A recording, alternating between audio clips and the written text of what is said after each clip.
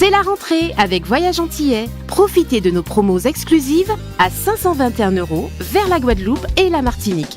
Oui, vous avez bien entendu, 521 € pour partir au mois d'octobre ou novembre vers la Guadeloupe et la Martinique. Et en plus, vous bénéficiez de 46 kg en soute et de toutes les facilités de paiement pour seulement 521 €. Nombre de places limitées, alors n'attendez plus et rendez-vous dans nos agences de Paris et de Saint-Denis ou sur notre site internet voyageantillais.com. 521 €, les vacances qui continuent avec Voyage Antillais. Voyage Antillais, le là qui fait voyager.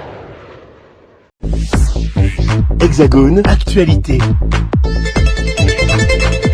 Aux 3 Mers News, je me trouve sur l'avenue des Champs-Élysées pour la 22e édition du carnaval tropical, le carnaval qui a été remporté cette année en raison des Jeux Olympiques 2024. 19 groupes, un peu moins de groupes que l'an dernier, 19 groupes qui vont donc partir du rond-point des Champs-Élysées où je me trouve, aller vers l'Arc de Triomphe et redescendre. Et puis voilà, ça va être une bonne ambiance. Il y a pas mal de spectateurs. J'espère que le mauvais temps ne va pas gâcher cette fête traditionnelle qui est devenue le carnaval tropical de Paris. Voilà, Teddy Lacroix, oui, qui bien sûr est dans l'organisation, parce qu'il est le responsable, le président du carnaval tropical de Paris de cette 22e édition. Alors comment cette édition se présente? Il faut rappeler, Teddy, que ça a été reporté en raison des Jeux Olympiques.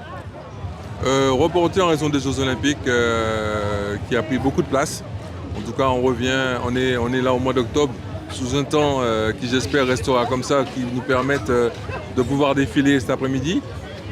Et puis bon, ben voilà, on subit les choses un tout petit peu par rapport à ce déplacement de date, on va dire. Voilà. Alors les groupes, est-ce qu'ils seront aussi nombreux que l'an dernier? Pas tout à fait. Là aujourd'hui, on aura 21 groupes qui pourront défiler cette année, 21 prestations.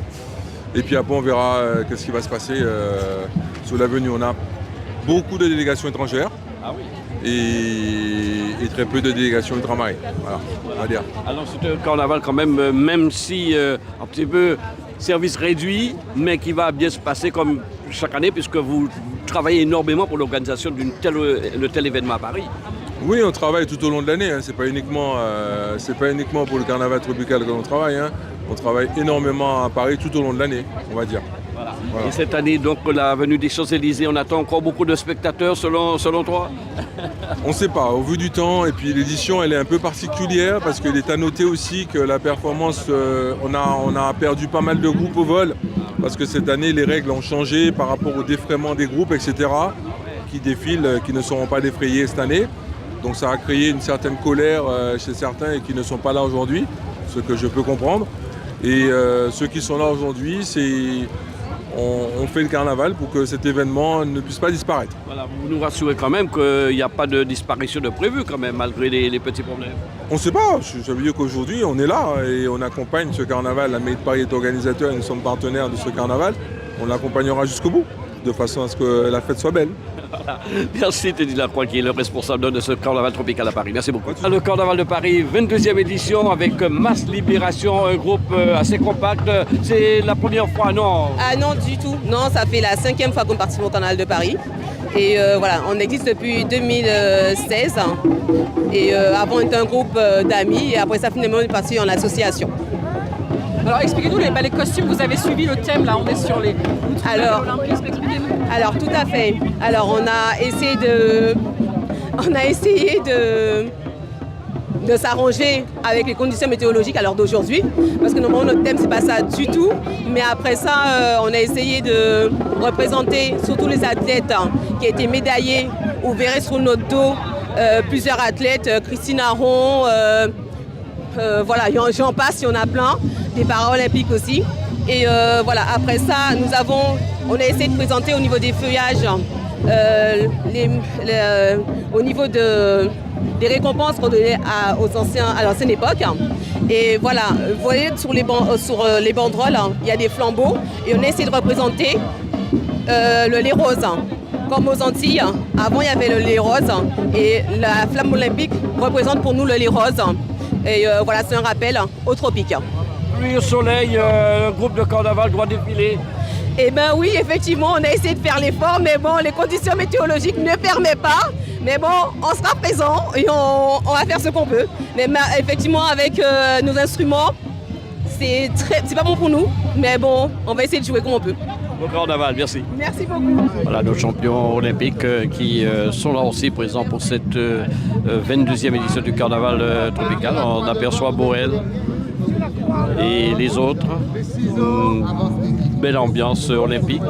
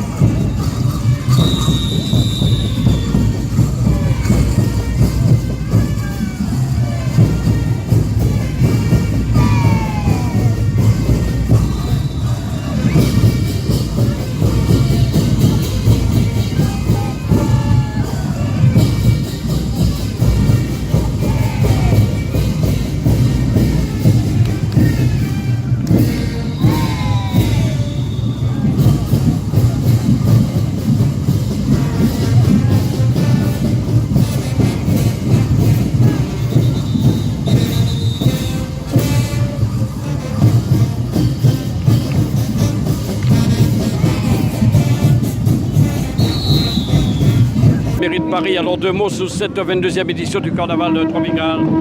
Écoutez, comme je disais à vos confrères, on n'a pas le beau temps, mais depuis la cérémonie d'ouverture des Jeux de Paris, on sait que pour qu'une cérémonie soit réussie à Paris, il faut un petit peu de pluie. Donc c'est plutôt bon signe. Moins de groupes cette année quand même. Oui, moins de groupes, mais aussi parce que peut-être ils ont été peut-être un petit peu moins soutenus ou alors le changement de date a été compliqué pour eux, pour un groupe de venir comme ça dans les territoires d'outre-mer et les collectivités d'outre-mer, c'est des périodes scolaires, donc c'est peut-être compliqué pour eux de venir, mais il faut aussi que les collectivités d'outre-mer les soutiennent et les soutiennent financièrement pour qu'ils puissent venir. Nous sommes en plein carnaval avec le président du carnaval de Londres, carnaval très réputé aujourd'hui. Alors, votre présence ici, c'est la première fois. Qu'est-ce que symbolise votre présence ici, à ce carnaval de Paris? What does your coming here symbolizes for the carnival? I think it's really important that we understand that carnivals all do the same thing. They bring communities together. Voilà, le carnaval amène les communautés ensemble. Le carnaval joint les cultures et on est content d'être là. Qu'est-ce qui a fait le succès de ce carnaval de Londres aujourd'hui? What makes the success of the London Nottingham Carnival? I think all carnivals are successful, not because of the organisers, because of all of the groups that take part and work so hard throughout the year to have great costumes and bring great fun to the carnival. Donc le succès des carnavals, c'est moins l'organisation elle-même, sont les organisateurs, que l'engouement des troupes, l'engouement du public et cette volonté de partage qui nous rassemble tous.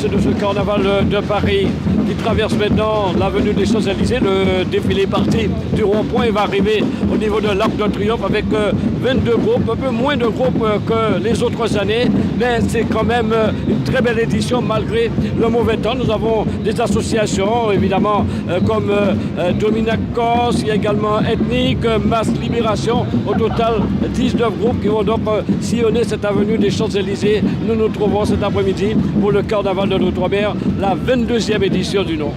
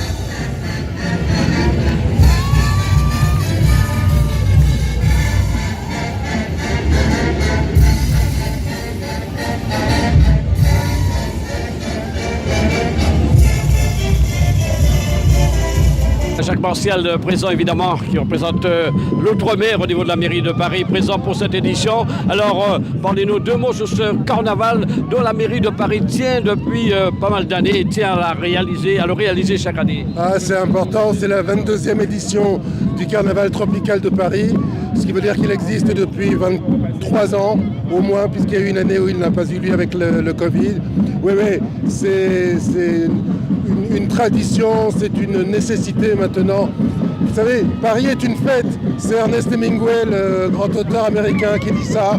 Et nous savons faire venir la fête dans Paris, la partager avec les Parisiennes et les Parisiens. Et puis en cette année olympique, fédérer tout le monde. C'est ça notre projet et c'est ce que nous faisons aujourd'hui. Ce carnaval, ce défilé sous les Champs-Élysées donne encore plus de dimension à l'événement. Ah, c'était très important également pour Anne Hidalgo de d'amener le carnaval tropical sur les Champs-Élysées, sur la plus belle avenue du monde, pour la plus belle manifestation du monde. Non, c'est un événement culturel et ça fait partie de ma culture, le carnaval. J'ai grandi en allant au carnaval et je suis content que cette culture s'exporte déjà sur le territoire hexagonal et pourquoi pas demain partout dans le monde. Merci.